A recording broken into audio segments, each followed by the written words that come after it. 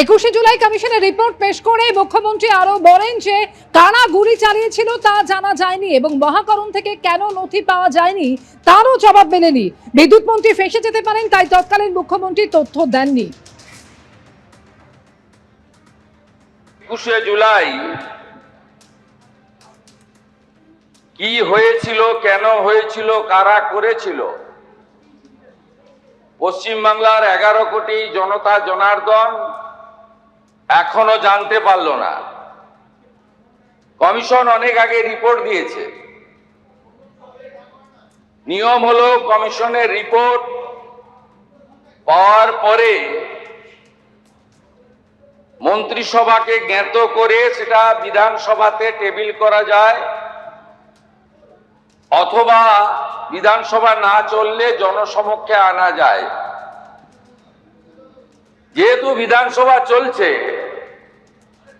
তাই আমি অন্য কোনো প্ল্যাটফর্ম থেকে এটা করতে পারি না। বিধানসভা আমাদের কাছে মন্দির, গণতন্ত্রের সবচেয়ে বড় মন্দির।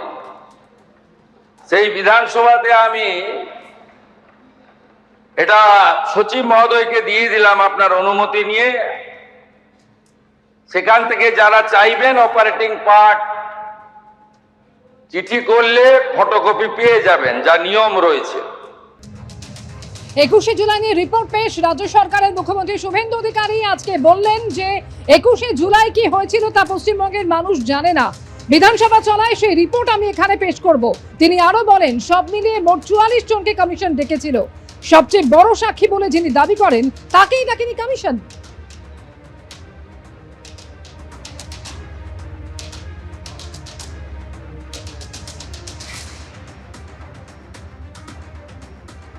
সমস্ত জনসাধারণ, মাননীয় নেতৃবৃন্দ, সাংবাদিক ও পুলিশ আধিকারিকদের বিস্তারিত সাক্ষ্য প্রমাণ থেকে সেই সাক্ষ্যের প্রমাণ মূল্য বিচার করে কমিশন বিচক্ষণতার সঙ্গে দেখতে পেয়েছে যে রাইটার্স বিল্ডিং থেকে বহু দূরে অবস্থানরত জনতাকে নিয়ন্ত্রণ করার জন্য গুলি চালানোর প্রয়োজন ছিল না।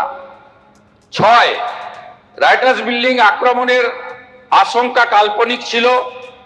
যেসব স্থানে গোলযোগ হয়েছিল, যেখানে গুলি চালানো হয়েছিল, তাই রাইটার্স বিল্ডিং থেকে অনেক দূরে। কমিশন সিদ্ধান্তমূলক দেখতে পেয়েছে যে মেয়র red road, Dorina crossing, metro সিনেমার সামনে এসপ্লানেড রোতে যে গুলি চালানো হয়েছিল তার সবকটি ছিল অপ্রয়োজনীয়, উস্কানিবিহীন এবং অযৌক্তিক।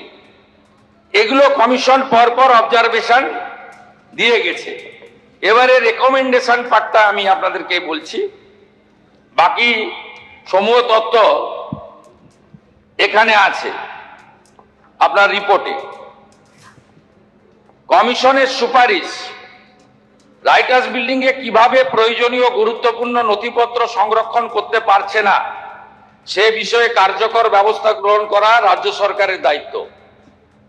রাজ্য সরকার সে দায়িত্ব পালন করেনি, তখন সিপিএম ছিল না, তখন তৃণমূল কংগ্রেসেরই সরকার ছিল।